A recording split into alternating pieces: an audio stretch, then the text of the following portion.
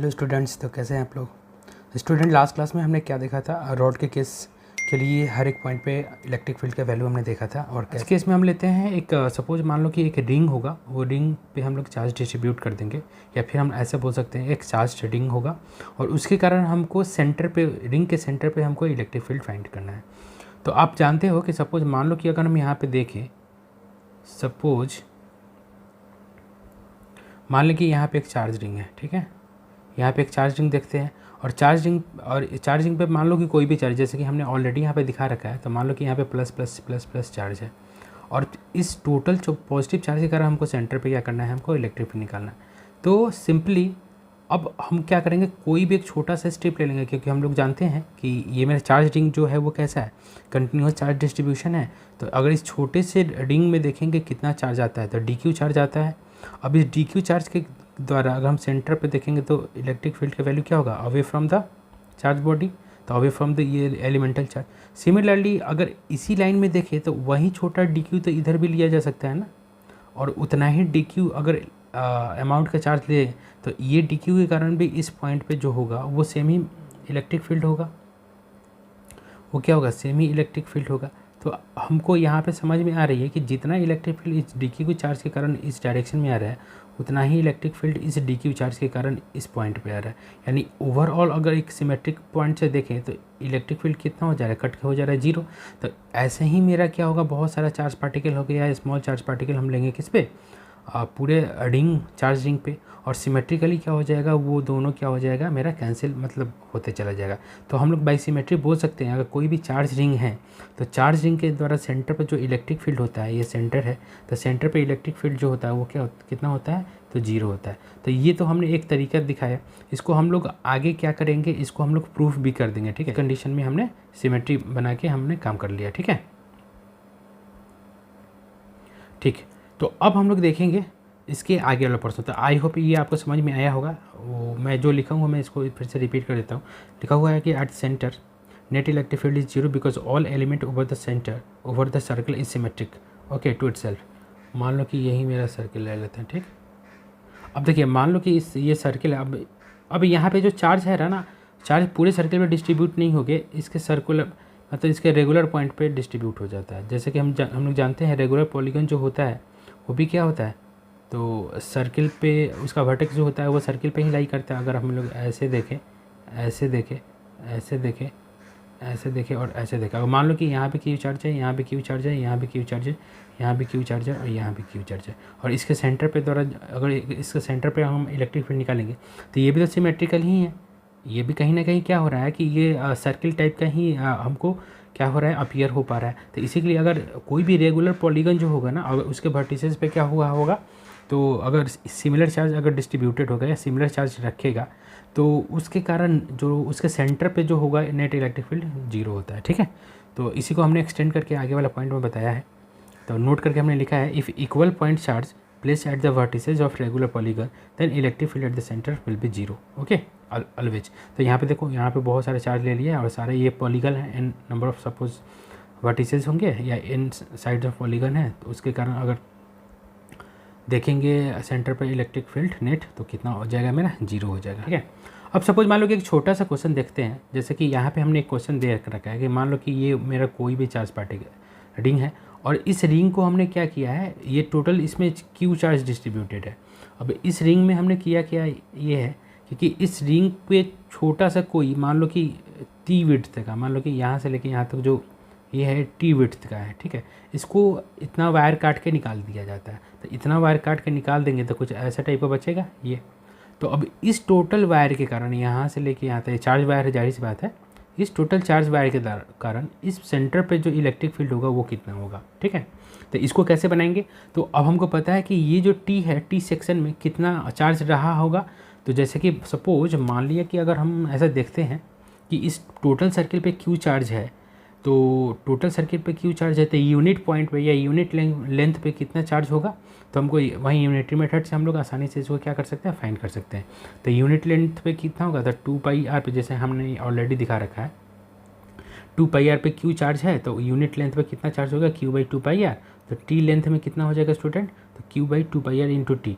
अब यहाँ पे जो टी लेंथ में हमने जो चार्ज निकाला, ठीक है, ये जो काट के निकाला है, ठीक है, तो हमको पता है कि जब सेंटर का हम लोग बात करें तो सेंटर सर्कल के सेंटर पे, चार सर्कल के सेंटर पे जो नेट इलेक्ट्रिक फील्ड जो होता है वो 0 होता है। तो ई नेट जो होगा वो दोनों के कारण होगा, यानी यहाँ से लेके यहाँ तक ये क्या हो गया मेरा ई रिमेनिंग हो गया, ई रिमेनिंग, और ये जो हुआ वो ई कट होगा, ठीक है, जो कट करके बाहर निकाला हुआ है। तो ये दोनों मिला के ही सेंटर पे होगा। तो नेट इलेक्ट्रिक फील्ड अगर सेंटर पे हम लोग देखेंगे E net at the centre, तो ई कट प्लस ई रिमेनिंग होगा, ठीक है। अब हमको क्या निकालना है, रिमेनिंग के कारण निकालना है। तो ई रिमेनिंग कितना हो जाएगा, ई रिमेनिंग, तो अभी ये तो मेरा 0 होता है, तो ये हो जाएगा माइनस ऑफ ई कट, ठीक है। अब देखो ई रिमेनिंग कैसे निकालेंगे, तो ई कट कितना होता है, तो ई कट होगा के यहाँ पे d q divided by r square, क्योंकि डिस्टेंस तो उतना ही है, तो k d q by r square. तो डी क्यू का वैल्यू कितना होगा, तो डी क्यू का वैल्यू हमने यही निकाला है। अब ये डी क्यू क्या है, तो ये टी सेक्शन का जो चार्ज है, तो टी सेक्शन का चार्ज हमने क्या निकाला, तो टी सेक्शन में मेरा जो चार्ज है वो इतना है, ठीक है। तो इसी के लिए हमने वही वाला काम किया जो इधर किया है, हमने वही वाला यहाँ पे काम किया है कि सेंटर पे जो इलेक्ट्रिक फील्ड होगा वो ई टी वाला कट के कारण वो होगा, प्लस रिमेनिंग पोर्शन जो होगा उसके कारण होगा। और जो हमको क्या करना है, रिमेनिंग पोर्शन के कारण इलेक्ट्रिक फील्ड निकालना है, तो जो कट वाला पोर्शन होगा उसी का होगा। तो कट वाला पोर्शन का जो चार्ज होगा वो कितना होगा, Q/2πr इंटू टी। तो वही हमने लिख दिया डिवाइडेड बाई आर स्क्वायर, यानी इस करके हम मेरा रिमेनिंग पोर्शन जो हो गया मेरा इलेक्ट्रिक फील्ड निकल गया। यानी हम लोग देख सकते हैं अगर इस टी को काट के निकाल देंगे जो रिमेनिंग पोर्शन होगा उसके कारण इस पे इलेक्ट्रिक फील्ड का वैल्यू कितना आएगा। तो आई होप ये आपको समझ में आया होगा। ओके, अब चलिए इसका स्पेशल केस ले लेते हैं। मतलब अगर सपोज मान लो कि देख लेते हैं एक कि अगर कोई भी रॉड है, सपोज जैसे कि अभी हम रॉड का केस देखा था लास्ट क्लास में, तो कोई भी रॉड है। अब रॉड को क्या है, सपोज मान लो कि यहाँ पे ये मेरा रॉड है, ठीक है, या फिर मान लिया कि ये मेरा वायर है और इसको रॉड की तरह ट्रीट कर रहे हैं, ठीक। अब इसी वायर को क्या करेंगे, इसी वायर को हम कर्व कर देंगे ऐसा। अब कर्व कर देंगे तो कर्व करेंगे तो इसका ये जो कर्वेचर बन रहा है इसका कहीं ना कहीं सेंटर बनेगा, ये कर्वेचर का। तो इसका कहीं ना कहीं सेंटर कैसे बनेगा, तो जैसे मान लो अगर मान लो ये कर्वेचर है तो ये मेरा सर्कल बन जाएगा ऐसा सर्कल। तो इसका सेंटर क्या होगा, बीच में ही होगा। तो इस कर्व मान लो कि यहाँ से लेके यहाँ तक पोर्शन लो, तो यहाँ से लेके यहाँ तक कर्व वाले ये वाले कर्व के पोर्शन के लिए सेंटर इसका बीच में कहीं होगा, सेंटर यहाँ पे बीच में कहीं होगा। अब उसी सेंटर पे हमको क्या करना है, इलेक्ट्रिक फील्ड निकालना होगा, ठीक है। तो हम उसी वाले कंडीशन को ले रहे हैं। तो सपोज देखिए यही मेरा कंडीशन है। तो ये मेरा कंडीशन है electric field at the centre of uniform charge arc. अब इसी वायर को लिए यहाँ पे आर्क बना दिया, ठीक है। तो मान लो कि जो आर्क है तो इसका टोटल लेंथ होगा, मान लो कि ये मेरा टोटल एल जो है वो कितना हो जाएगा, तो L equals to r into theta होता है। तो ये आर इंटू थीटा ये टोटल लेंथ है, लेंथ ऑफ आर्क। तो आर्क का लेंथ कितना होगा, तो theta equals to L by r सी, या एल इक्वल्स टू कितना होगा, तो आर इंटू थीटा। थीटा की जगह पे यहाँ टोटल कितना है, तो फाई एंगल दिया हुआ है। यहाँ पे देखो phi is the angle, phi angle at the centre due to the charge arc, और R is the radius of arc. तो ये मेरा total length of the arc हो गया, ठीक है, जो चार्ज आर्क है वो।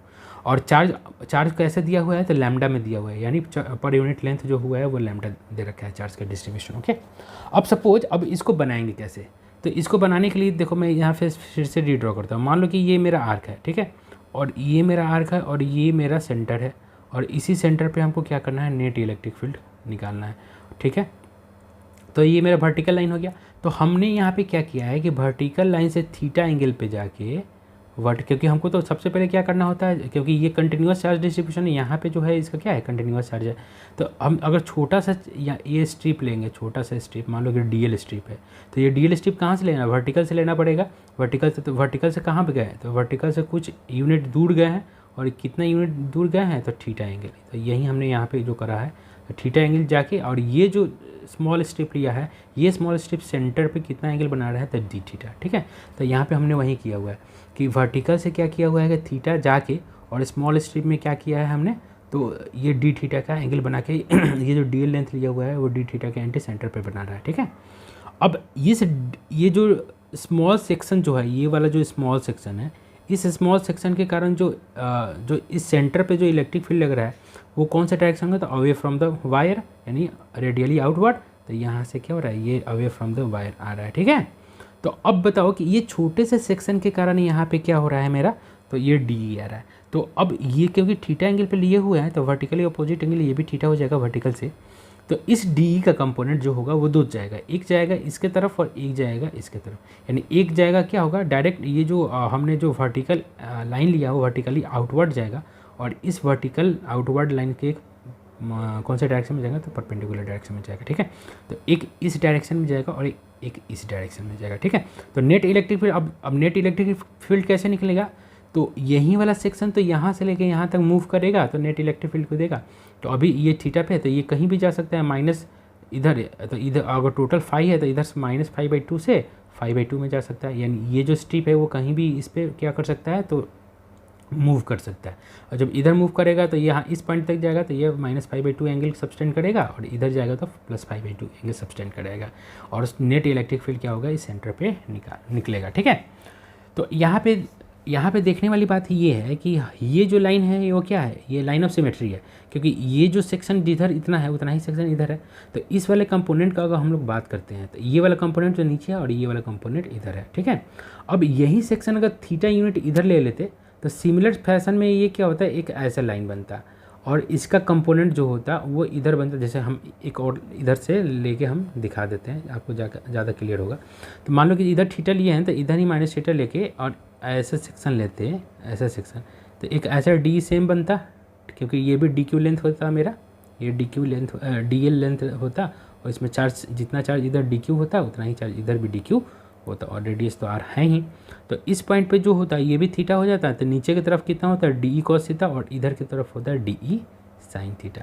तो सिमेट्रिकली हम लोग देख सकते हैं, तो साइन थीटा वाला जो कंपोनेंट है ना वो क्रॉस आउट हो जाएगा, ठीक है। वैसे अगर सिमेट्रिकली नहीं देखेंगे तो दोनों को अलग अलग इंटीग्रेट करेंगे, वो अपने आप क्या हो जाएगा, जीरो आ जाएगा। तो ऐसा भी देख सकते हैं, सिमेट्रिकली ये जीरो हो जाएगा, ये जो ये इस डायरेक्शन वाला जो कंपोनेंट है वो जीरो हो जाएगा, सिर्फ इस डायरेक्शन वाला कंपोनेंट आएगा। वैसे हम इंटीग्रेट करके भी हम लोग निकाल सकते हैं। तो चलिए हम इसको देखते हैं फिर से, ओके। तो इसको पहले मैं इरेज कर देता हूँ, इसके बाद हम आगे इसमें चलते हैं, ठीक है। ओके सॉरी, ये तो नहीं लिखना, मिटाना था। तो ये आर इक्वस टू, सॉरी ये हो गया L equals to r into 5, okay. चलिए, तो इसी में हमने जो लिखा है, द डी एल एक एलिमेंटल सेक्शन ले लिया इधर, और चार्ज जो इस डी एल लेंथ पे होगा डी क्यू, कितना लैम्डा इंटू डी एल हो गया। और डी एल क्या होता है, तो डी एल हो गया आर डी थीटा, तो आर डी थीटा वही आर डी थीटा। तो यहाँ पे डी एल क्या है, तो डी एल है आर, और डी एल है क्या, आर रेडियस हो गया आर, और थीटा हो गया डी थीटा। तो वहीं हमने यहाँ पे लिखा है डी एल को आर डी थीटा, ठीक है, ओके। तो अब कंपोनेंट जो डी ई का आया है वो कितना है, तो D E cos theta along the radial line, इसको रेडियल लाइन बोल सकते हैं, हाँ बोल सकते हैं, या फिर ऐसा हम लोग आई जे के में भी बोल सकते हैं, इसको ज़्यादा अच्छा रहेगा आई जे के में ले लेते हैं, ठीक है। तो जैसे मान लो कि यहाँ पे हमने एक्स वाई लाइन दिखाया है, एक्स वाई, ये मेरा एक्स हो गया और ये मेरा वाई हो गया, ठीक है। तो ये मेरा जो हो गया वो माइनस वाई के डायरेक्शन में होगा, ठीक है। तो इसको हम लोग बोल सकते हैं एलोंग माइनस वाई डायरेक्शन, ठीक। और ये जो हो जाएगा, ये क्या हो जाएगा, परपेंडिकुलर, तो या फिर ऐसे डायरेक्ट लिख देते हैं एलोंग प्लस एक्स डायरेक्शन, ठीक है। तो इस केस में हमने ये इधर आई ले लिया है, इधर आई लेते हैं और इधर जे लेते हैं, हमको पता है एक्स की तरफ को आई लेते हैं, वाई की तरफ को जे लेते हैं, ठीक है। तो अब इसी को क्या करना है, हमको रिप्रेजेंट करा देना है। तो यहाँ पे हम लोग क्या कर सकते हैं, तो इसको हम लोग पर्टिकुलरली ऐसा भी कर सकते हैं कि इधर हम क्या कर दें, तो इधर ये कॉस थीटा का कंपोनेंट है ना, तो इधर हम लोग कर देते हैं जे, यानी माइनस जे, और इधर कर सकते हैं हम लोग आई कर सकते हैं, ठीक है, ओके। जैसे कि हमने लिखा है, ये हो गया मेरा डी ई कॉस थीटा, तो माइनस जे में, और D E sorry D cos theta minus J में, और ये D E sine theta, sorry D E sine theta, ये कितना है, तो ये एक्स में है, ठीक है। तो ये एक्चुअली इसमें प्लस एक्स या माइनस एक्स आपको कोई मैटर नहीं करता है, क्योंकि ये जीरो ही हो जाना है, ठीक है। तो यहाँ पे अगर हम दिखाए हैं तो इसको माइनस एक्स लिख लो, सॉरी यहाँ पे हमने प्लस एक्स लिख दिया है, तो इसको माइनस एक्स लिख लेते, ठीक है। और इसको भी हम लोग क्या ले लेते हैं, माइनस आई ले लेते हैं, ठीक है। इससे कोई ज़्यादा परेशानी नहीं है। अब इसका इंटीग्रेशन जब हम लोग करेंगे तो ये किसका इंटीग्रेशन करेंगे, तो कॉस थीटा वाला, तो कॉस थीटा वाला का इंटीग्रेशन करेंगे तो डी ई कितना हो जाएगा, द डी हो जाएगा डी के इंटू डी क्यू, तो के तो बाहर निकाल दिया, डी क्यू को हमने यहाँ पे k into d q by d q cos theta divided by r square, ठीक है। तो अब हम के डी क्यू को क्या लिखेंगे, तो डी क्यू का वैल्यू हम ऑलरेडी यहाँ पे निकाल के रख चुके हैं, यही वाला वैल्यू क्या करेंगे हम यहाँ पे पुट कर देंगे तो ये वाला वैल्यू अगर हम यहाँ पे पुट किए तो मेरा कितना गया, तो del lambda r d theta cos theta by r square. तो ये जो कांस्टेंट है यहाँ पे हम निकाल लेते हैं, तो लैम्डा कांस्टेंट है और आर एक आर से एक आर काट दिए, आर भी कांस्टेंट है तो बाहर निकल दिए, तो के लैम्डा बाई आर यहाँ पे हो गया और ये हो गया इंटीग्रेशन और अंदर फंसा हुआ cos theta D theta cos theta.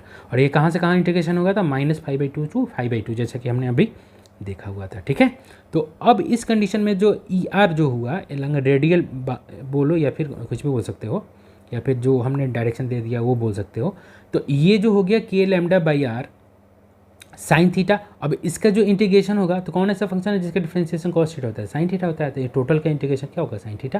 तो -5/2 टू 5/2, वैसे भी अगर जानते हो कॉस थीटा का इंटीग्रेशन क्या होता है, साइन थीटा ही होता है। ठीक है, तो अब इसको क्या करेंगे, पुट करेंगे, तो पुट करेंगे तो अपर लिमिट डालो और लोअर लिमिट डालो, तो lower limit sine of minus theta sine minus of sine theta होता है, तो ये बाहर फिर से माइनस निकलेगा तो ये हो जाएगा प्लस।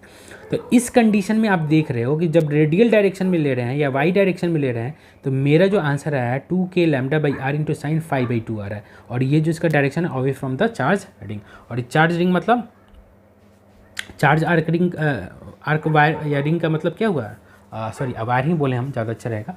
तो इस केस में ये जो डायरेक्शन होगा अवे फ्रॉम द वायर होगा, कब, जब मेरा चार्ज का डिस्ट्रीब्यूशन क्या होगा, पॉजिटिव चार्ज का डिस्ट्रीब्यूशन होगा। तो ओके, अब ये सारा काम हमको क्या करना है, सारा काम हमको इस वाले कंडीशन के लिए करना है। तो अब देखो ये डी तो उतना ही आना है, तो हमको क्या अंदर जो फंसेगा साइन थीटा का कंपोनेंट फंसेगा, तो इसको वैसे भी कर लेते हैं। तो अगर हम परपेंडिकुलर टू द रेडियल वाला बात करें जो हमने पहले लिखा हुआ था, या फिर ये किसके तरफ है, तो एक्स के तरफ है, तो ये एक्स की तरफ है, एक्स एक्सिस की तरफ। तो एक्स एक्सिस की तरफ का जो है तो इधर कितना होगा, डी साइन थीटा, बाकी सारा जो है सेम ही रखा गया, k d q by r square. Last में जो हमको करना है वो यहाँ पे है, यानी के लैम्डा बाई आर तो आना ही था, और अंदर जो फंस गया इधर, उधर कॉस थीटा डी थीटा था, इधर क्या है साइन थीटा डी थीटा।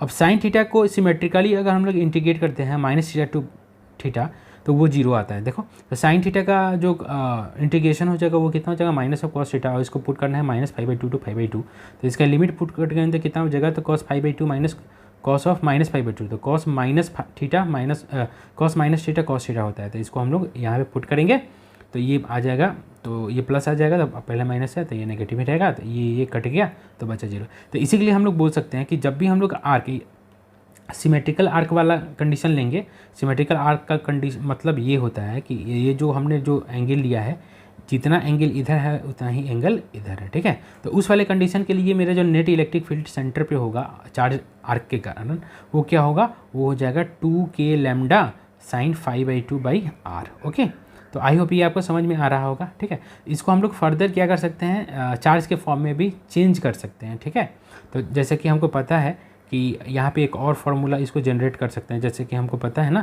कि जो लैम्डा होता है वो कितना होता है, तो यहाँ पे इस केस में कितना हुआ था, तो Q बाई एल था, और L का वैल्यू कितना था, तो L का वैल्यू था R इंटू 5। ओके, आई हो आपको समझ में आ रहा होगा जो मैं बोल रहा हूँ यहाँ पे। तो यहाँ पे अगर इस वाले वैल्यू में अगर आप पुट कर दोगे तो ये हो जाएगा 2k Q by r square 5 into sine 5/2। ठीक है, तो इसको हम लोग क्यू के टर्म में भी, जो चार्ज है उसके टर्म में भी मतलब इसको बना सकते हैं। तो दोनों तरीका आप याद कर सकते हैं, बहुत ही इंपॉर्टेंट फॉर्मूला है ये दोनों। ठीक है, इसका यूज़ करना है। ओके, तो चलो अब हम आगे बढ़ते हैं। इसको हम अब यहाँ पे जो सेंटर पे 5 एंगल था तो मेरा ये हुआ।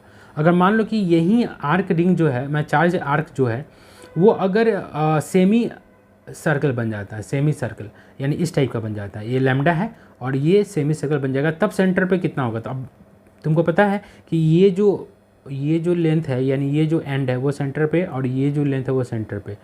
ठीक है, कनेक्ट करेंगे तो ये कितना एंगल बनेगा, तो यहाँ पे वो 180 डिग्री का एंगल बनता है, तो फाई का वैल्यू कितना हो जाएगा, 180 डिग्री हो जाएगा। तो इसी फार्मूला में हमको क्या कर देंगे, फाई का वैल्यू पुट कर देंगे। तो इसी फार्मूला में जब फाई का वैल्यू पुट करेंगे तो मेरा कितना आएगा, तो फाई कितना है, पाई यहाँ पे, तो पाई पुट करेंगे तो 5/2 होता है, तो 5/2 तो साइन 5/2 1 होता है, तो ये मेरा कितना हो गया 2k लैम्डा बाई आर, यानी अगर k का वैल्यू यहाँ पे पुट करेंगे तो ये कितना होगा, तो लैम्डा बाई 2πε0 r। तो आई होप ये आपको समझ में आ रही होगी बात। ठीक है, तो ये भी इंपॉर्टेंट केस है, सेमी सर्कल का केस। जब चार्ज सेमी सर्कल होगा तो उसका सेंटर पर कितना इलेक्ट्रिक फील्ड प्रोड्यूस होगा या फिर इतना एग्जिस्ट कर रहा होगा। अब सपोज मान लो कि अगर इसी को क्या कर देंगे कि कंप्लीट रिंग कर दे, तो यानी एंगल मेरा क्या करना पड़ेगा 2 पाई। अब हमने देखा है कि जब भी कोई चार्ज रिंग होता है उसके सेंटर पे इलेक्ट्रिक फील्ड जो होता है वो जीरो आता है, इस वाले केस से भी जीरो ही आना चाहिए। तो फार्मूला कितना था 2k लैम्डा साइन 5/2/r था।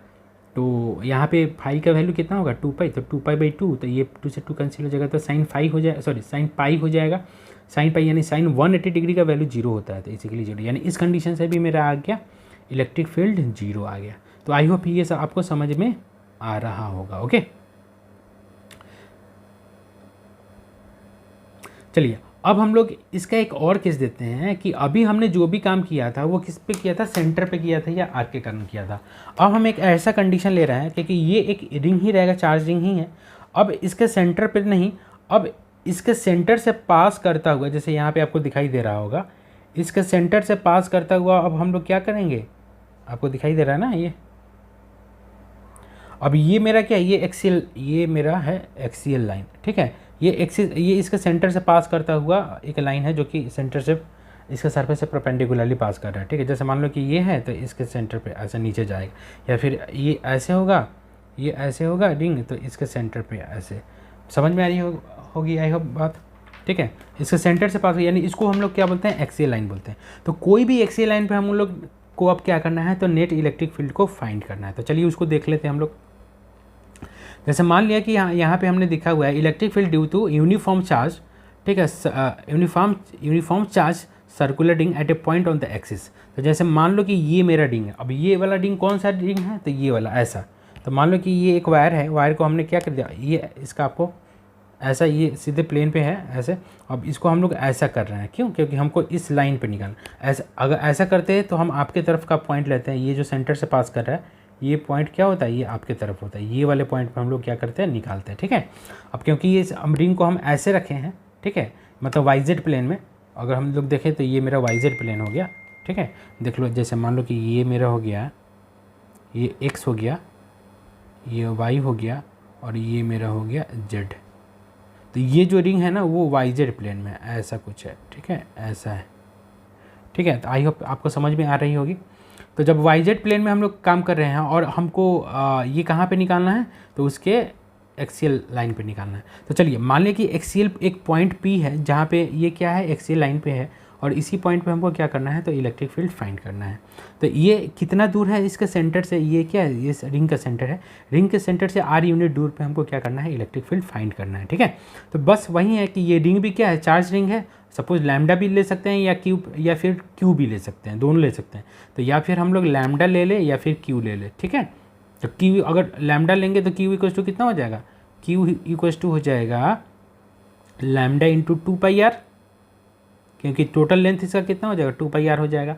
या फिर अगर लैम्डा अगर लेंगे तो वो कितना होगा, लैम्डा यहाँ पे हो जाएगा q/2πr हो जाएगा, क्यों, क्योंकि r हमने, सॉरी r यहाँ पे नहीं, हमने यहाँ पे a लिया है, तो 2πa ले लेते हैं, ठीक है। e यहाँ पे क्या है, रेडियस है, तो 2πa हो जाएगा। ओके, अब हमको इस पॉइंट पे क्या करना है, तो वही नेट इलेक्ट्रिक फील्ड निकालना है। तो सबसे पहले एक स्मॉल स्ट्रिप ले लेते हैं यहाँ पे।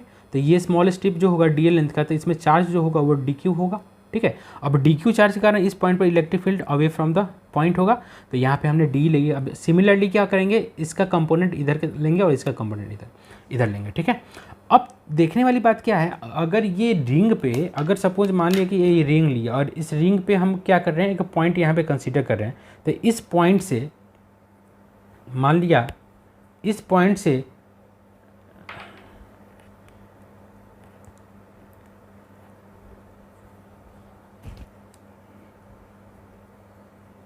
ठीक है, यहाँ पे देखा जाएगा। अब ये जो मेरा रिंग है, इस रिंग से यहाँ से लेके यहाँ तक का जो डिस्टेंस है, वही डिस्टेंस मेरा क्या है, तो यहाँ पे जो हमने दिखा रखा है √अंडर a² + r²। और ये रिंग पे क्या होगा, जब पॉइंट इधर से उधर, उधर से पूरा ऐसे ऐसे घूमेगा, तो ये वाला जो डिस्टेंस है कभी भी चेंज होने वाला नहीं है। यानी ये वाला थीटा है ना, वो कभी भी चेंज होने वाला नहीं है। यानी इस पर्टिकुलर पॉइंट P के केस के लिए ये थीटा भी कांस्टेंट हो जाएगा और ये वाला डिस्टेंस भी कांस्टेंट होगा। क्यों, क्योंकि ये मेरा डिस्टेंस मेरा क्या है, कांस्टेंट है, क्योंकि एक पर्टिकुलर पॉइंट पे ही हम लोग काम कर रहे हैं। यानी r भी मेरा कांस्टेंट है, √a² + r² भी मेरा कांस्टेंट है, और थीटा भी मेरा क्या है, कांस्टेंट है। तो चलिए, तो इस छोटे से स्मॉलेस्ट स्टेप के लिए अगर इस पॉइंट पे इलेक्ट्रिक फील्ड निकालेंगे तो इधर कंपोनेंट इधर होगा, इसका कंपोनेंट इधर। अभी जैसे जैसे इस सर्कल पे ये पॉइंट घूमेगा वैसे वैसे ये सारा कंपोनेंट क्या होगा, घूमेगा। यानी ये वाला जो कंपोनेंट होगा ना, ये क्या होगा, एक कोनिकल, एक ऐसे बना देगा, एक कोन टाइप का ऐसा बना देगा, कोन ऐसे। और ये वाला कंपोनेंट क्या होगा, तो ये सर्कल टाइप का बना देगा ऐसा। समझ में आ रही बात? मतलब ये जो होगा, मान लो हम यहाँ पे दिखाने की कोशिश कर रहे हैं, तो ये मेरा जो होगा वो ऐसा होगा, कुछ ऐसा होगा, कुछ ऐसा होगा, कुछ ऐसा होगा, ऐसा होगा, ऐसा होगा और ऐसा होगा, वैसे ही ऐसा होगा, ऐसा। और ये क्या होगा, ये उसी प्लेन में होगा जिस प्लेन में ये रिंग है। तो ये जो इलेक्ट्रिक फील्ड का जो प्लेन आया है ना पूरे, अगर इसको पूरे इलेक्ट्रिक फील्ड को क्या कर दें, कनेक्ट कर दें, ये जो लाइन को कनेक्ट किए हैं, तो ये वैसा सर्कल आएगा जो ऐसा सर्कल मेरा ये है। ठीक है, तो इसको अभी हटा देते हैं, इसका भी कोई दरकार है नहीं।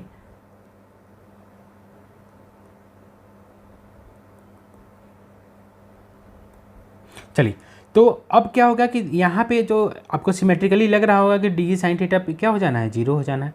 ठीक है, लेकिन हम लोग यहाँ पे करके देखेंगे और डी कॉस थीटा ही मेरा नेट इलेक्ट्रिक फील्ड निकलेगा। तो चलिए अब इसको आगे बढ़ाते हैं। तो चार्ज ऑन एलिमेंट कितना होगा, तो एलिमेंटल सेक्शन डीएल है, तो d q equal to lambda into dL ले लिया। और डी जो होगा वो कितना हो गया, तो एक्सियल पॉइंट हो गया, ये इसका एक्सियल पॉइंट हो गया ये, और ये perpendicular to the axial point हो गया। ठीक है, तो यहाँ पे एक्सियल पॉइंट हो गया, perpendicular to the axial point हो गया। ठीक है, अब हम लोग आगे बढ़ेंगे। तो इसी का तो डी ई कॉस थीटा का जब हम इंटीग्रेशन करेंगे तो डी का वैल्यू कितना रखेंगे, तो k into d q divided by r square. तो इसका डिस्टेंस कितना है, तो इसका डिस्टेंस ये है, ये, तो इसका डिस्टेंस यानी root under a square plus r square के स्क्वायर लिखेंगे तो ये a square plus r square बच जाएगा। तो वहीं हमने लिखा है k d q by a square plus r square into cos theta. और कॉस थीटा इस केस में देखो क्या होगा, कॉस थीटा इस केस में होगा, कॉस थीटा इक्वल टू ये मेरा क्या हो गया, परपेंडिकुलर, ये मेरा यहाँ से लेके यहाँ तक बेस हो गया और ये हाइपोटेनस हो गया। तो कॉस थीटा कितना होता है, तो बेस बाई हाइपोटेनस यानी r by root over a square plus r square कर देंगे। ठीक है, यहाँ पे देखो, तो यहाँ पे हमने क्या कर दिया, सिंपली यहाँ पे कॉस थीटा का वैल्यू यहाँ पे पुट कर दिया, तो r divided by a square plus r square का स्क्वायर रूट। ओके, अब यहाँ पे देखो कि ये भी कांस्टेंट है, ये भी कांस्टेंट है, ये भी कांस्टेंट है। तो इसको हम लोग दोनों को मर्ज करेंगे तो क्या होगा, पावर ऐड हो जाएगा और ये सारा बाहर निकल जाएगा। तो हमने इसको क्या किया, सारा बाहर निकाल दिया। ठीक, और ये क्या करेगा, तो डीएल, अब डीएल धीरे धीरे क्या हो रहा है, बढ़ रहा है, क्योंकि जैसे जैसे चेंज करेगा तो ये पूरा स्ट्रिप लेगा, तो ये पूरा क्या कर देगा, सर्कल बना देगा, यानी पूरा सर्कल के सर्कमफ्रेंस के लेंथ को लेगा। तो इसी का इंटीग्रेशन क्या होगा, तो इसको बाहर निकाल दिया तो इसका इंटीग्रेशन हो गया 2πa और यही मेरा वैल्यू यहाँ पे पुट किया, तो ये मेरा क्या हो गया, तो एक्सियल पॉइंट पर नेट इलेक्ट्रिक फील्ड का मेरा वैल्यू हो गया। ठीक है, ओके। अब इसको ना लैम्डा को हम लोग क्यू के टर्म में भी क्या कर सकते हैं, अरेंज कर सकते हैं, जैसे कि हमने यहाँ पे लिखा है। ठीक है, तो क्यू, तो लैम्डा क्वेश्चन कितना लिखा है, तो क्योंकि अगर सपोज मान लो पूरा रिंग पर अगर क्यू अगर तुम फैला दोगे तो लैम्डा को कैसे लिखोगे, तो क्यू डिवाइडेड बाई 2πa, क्योंकि ए यहाँ पे हमने क्या किया है, तो रेडियस को एज्यूम कर लिया। ओके, तो यहाँ पे हमको क्या करना है, लैम्डा को हटा के इसको क्यू के टर्म में लिखना है। तो लैम्डा को क्यू के टर्म में कैसे लिखेंगे, तो क्यू बाई 2πa, यहाँ पे ए लिया है तो यहाँ पे क्यू बाई 2πa ले लेंगे, तो 2πa से 2πa कैंसिल हो जाएगा, 2πa से 2πa कैंसिल हो जाएगा और आर तो मेरा पहले से था ही। ओके, चलिए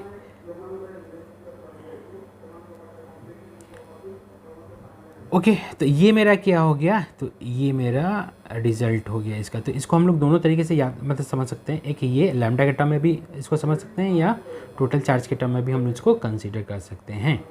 अब यहाँ पे देखो कि यहाँ पे जो भी आया है ना वैल्यू, तो ऊपर भी आर है, इधर अभी एक पर्टिकुलर पॉइंट के लिए आर फिक्स है, लेकिन क्या हम ऐसा कर सकते हैं, इसको चेंज कर सकते हैं, तो एकदम चेंज कर सकते हैं। जैसे मान लिया कि यहाँ पे हमने इसको ले लिया, ये एक पर्टिकुलर वैल्यू था, तो अगर सपोज मान लो कि ये वाला पॉइंट पे अगर पॉइंट को हम यहाँ पे कर दें या फिर इस पॉइंट को यहाँ पे बढ़ा दें, तो इसके इलेक्ट्रिक फील्ड में अंतर आएगा, तो एकदम अंतर आएगा। क्यों, क्योंकि आर पे यहाँ पे डिपेंड कर रहा है। तो यहाँ पे अगर आर को वेरी कराएंगे तो इलेक्ट्रिक फील्ड भी मेरा क्या होगा, हर एक पॉइंट पे वेरी करेगा। तो यहाँ पे देखेंगे कि अगर सपोज मान लो कि आर को घटाते घटाते घटाते घटाते सेंटर पर दे, तो हमको पता है कि सेंटर पर इलेक्ट्रिक फील्ड कितना होता है। तो इस कंडीशन में भी आर को अगर जीरो करोगे तो सेंटर पर इलेक्ट्रिक फील्ड जीरो आ जाएगा। ठीक है, और आर को जैसे जैसे जैसे जैसे जैसे बढ़ाओगे, बढ़ाते जाओगे आर को अगर इन्फिनिटी की तरफ लेते जाओगे तब भी इलेक्ट्रिक फील्ड जीरो हो जाएगा। इसका मतलब ये हुआ दो पॉइंट, यानी एक जीरो वाले पॉइंट के लिए भी इलेक्ट्रिक फील्ड जीरो हो रहा है और इन्फिनिटी वाले पॉइंट के लिए भी इलेक्ट्रिक फील्ड हो रहा है। यानी कहीं ना कहीं बीच में ये इंक्रीज़ किया हुआ है, तो इसका मतलब है बीच में कहीं ना कहीं इसका मैक्सिमम वैल्यू देगा। तो इसको मैक्सिमम वैल्यू कैसे निकालते हैं, तो हमको पता है कोई भी अगर फंक्शन होता है तो उसका मैक्सिमम वैल्यू निकालते हैं उसका इंटीग्रल डिफरेंशिएशन करके, और ये मैक्सिमम होता है या मिनिमम होता है ये किसे पता चलता है, तो डबल डिफरेंशिएशन से पता चलता है। ओके, तो हमको पता है क्योंकि इनिशियल पॉइंट पे भी जीरो है और फाइनली पॉइंट पे यानी इन्फिनिटी वाले पॉइंट पे भी जीरो है, तो ये कहीं ना कहीं बीच में मैक्सिमम ही एग्जिस्ट करेगा। तो इसीलिए इसको क्या करेंगे, एक बार डिफ्रेंशिएट करेंगे, उसको जीरो से इक्वेट कर देंगे, जहाँ पे फर्स्ट डिफ्रेंशिएशन जीरो से इक्वेट होता है, तो जो वैल्यू देता है उसी वैल्यू पे या तो मैक्सिमा लाई करता है या फिर मिनिमा लाई करता है उस वाले फंक्शन का। तो अगर इसको हम लोग डिफ्रेंशिएट करेंगे तो क्या हो जाएगा, देखो तो डिफ्रेंशिएट करेंगे तो यहाँ पे हम लोग देख लेते हैं। ओके, तो ये फॉर मैक्सिमम वैल्यू, क्योंकि हमको पता है कि बीच में कहीं मैक्सिमम ही आएगा, तो d/dr इक्वल टू जीरो कर लेते हैं। तो इसको हम लोग क्या कर रहे हैं, डिफ्रेंशिएट कर रहे हैं। तो इसको u/v मेथड से भी कर सकते हैं या u/v मेथड से भी कर सकते हैं। तो u/v मेथड से करने के लिए इसको ऊपर ले जाना पड़ेगा, यानी -3/2 करना पड़ेगा, ठीक है। तो हम u/v मेथड से ही करते हैं। तो मान लो कि ये जो कांस्टेंट है, इसको कांस्टेंट को हटा देते हैं, ये r जो है, तो r को हम लोग मान लेते हैं ये u वाला फंक्शन हो गया, और नीचे वाला फंक्शन जो हो गया वो v वाला फंक्शन, ये भी इसको v एज्यूम कर लेते हैं। अब हमको पता है कि जब भी डिवाइड का हम लोग डिफ्रेंशिएशन करते हैं तो नीचे वाले को डिनोमिनेटर को कांस्टेंट रख के न्यूमरेटर का डिफ्रेंशिएशन करते हैं। तो यहाँ पे हमने वही करा है। चलो नीचे वाला था ना, तो यहाँ पे इसको पहले हमने कांस्टेंट कर दिया और ऊपर वाले r को डिफ्रेंशिएट किया है r के रेस्पेक्ट में, फिर r को कांस्टेंट कर दिया और फिर नीचे वाले को डिफ्रेंशिएट किया है, ठीक है। और डिवाइडेड बाई v का स्क्वायर होता है, यानी नीचे वाला जो डिनोमिनेटर फंक्शन होता है उसका स्क्वायर कर देते हैं, ठीक है। और इसी को क्या करना है, जीरो से कोरिलेट करना है। अब ये वाला टर्म तो कभी भी जीरो हो नहीं सकता है, ठीक है। a स्क्वायर प्लस r दोनों पॉजिटिव में है, दोनों स्क्वायर टर्म है, तो ये कभी भी जीरो नहीं सकता, इसको जीरो से रिप्लेस नहीं कर सकते हैं। तो ऊपर वाला टर्म ही जीरो पर होना होगा, तो इसी के लिए ऊपर वाले टर्म को हमने क्या कर दिया है, जीरो कर दिया, ठीक है। अब इसमें भी हमने क्या किया, इसमें हम देखो ये दोनों में कॉमन टाइप का है, तो इसको √a² प्लस r² को कॉमन ले लिया। तो जब √a² प्लस r² को हम यहाँ पे कॉमन ले रहे हैं, तो इसमें बचेगा सिर्फ a² प्लस r², और इधर बचेगा 2 से 2 कैंसिल होगा, r इंटू r r² और ये 3, तो 3r² बचेगा। क्यों, क्योंकि यहाँ से तो हमने कॉमन ले ली है। अब इस कंडीशन में देखो ये भी मेरा कभी भी जीरो नहीं हो सकता, क्योंकि ये क्या है, दो पॉजिटिव स्क्वायर का सम है, तो ये भी कभी जीरो नहीं हो सकता है। तो हमको इस वाले टर्म को जीरो करना पड़ेगा। तो ये वाला टर्म को हम फिर से जीरो करेंगे, तो a² plus r² minus 3r² को जीरो करेंगे, तो मेरा क्या आएगा, तो ये a² इक्वल टू 2r² होगा, और r का वैल्यू जो होगा वो प्लस माइनस a/√2। तो ये जो हमने यहाँ पे एज्यूम किया था वो क्या था, वो इस सर्कल का रेडियस था, ठीक है। यानी इस वाले यानी e इक्वल टू जीरो या फर्स्ट डिफ्रेंशिएशन जहाँ पे हमने जीरो करा, तो इस वाले वैल्यू पे ही क्या देगा, ये जो मेरा फंक्शन है, यानी ये जो मेरा इलेक्ट्रिक फील्ड निकला हुआ है वो अपने मैक्सिमम वैल्यू को देगा, ठीक है। यानी अगर हम इलेक्ट्रिक फील्ड वाले फार्मूला में अगर इस वाले को अगर r इक्वल टू a/√2 को पुट कर देंगे, तो जो मेरा इलेक्ट्रिक फील्ड का वैल्यू आएगा वो a/√2 पे मैक्सिमम वैल्यू होगा। तो अगर इसका ग्राफ देखें तो इसका ग्राफ आता है कुछ ऐसा टाइप का, ठीक है। इसको ये ऐसा ले जाते हैं, इसको ऐसा करते हैं, इसको ऐसा ले जाके इसको ऐसा करते हैं, और यहाँ पे ऐसा इसलिए करते हैं क्योंकि ये पॉइंट पे मेरा जो इलेक्ट्रिक फील्ड होता है वो मैक्सिमम होता है, इस पॉइंट पे भी मैक्सिमम होता है, ठीक है। तो ये क्या है, तो ये अपोजिट डायरेक्शन वाला है, तो इधर इलेक्ट्रिक फील्ड होगा वो लेफ्ट वाले डायरेक्शन में, यानी -x के डायरेक्शन में हम लोग ऐसा बोल सकते हैं, और ये इधर +x के डायरेक्शन में। तो यहाँ पे जो इलेक्ट्रिक फील्ड होगा वो कितना होगा, तो मैक्सिमम होगा, और उसका मैग्नीट्यूड आप लोग निकाल सकते हो। इलेक्ट्रिक फील्ड के वैल्यू में क्या करना, r का वैल्यू a/√2 डाल देना, इलेक्ट्रिक फील्ड निकल जाएगा। तो आई होप यहाँ पे आपको समझ में आया होगा, ठीक है। तो आज के लिए हम इतना ही रहने देते हैं, नेक्स्ट क्लास में हम इस पर क्वेश्चन डिस्कस करेंगे, और भी बहुत इलेक्ट्रिक फील्ड के जो सिचुएशन होते हैं डिफरेंट केसेस के लिए, तो वो हम डिस्कस करेंगे। ओके, तो चलो मिलते हैं नेक्स्ट क्लास में। Okay, thank you.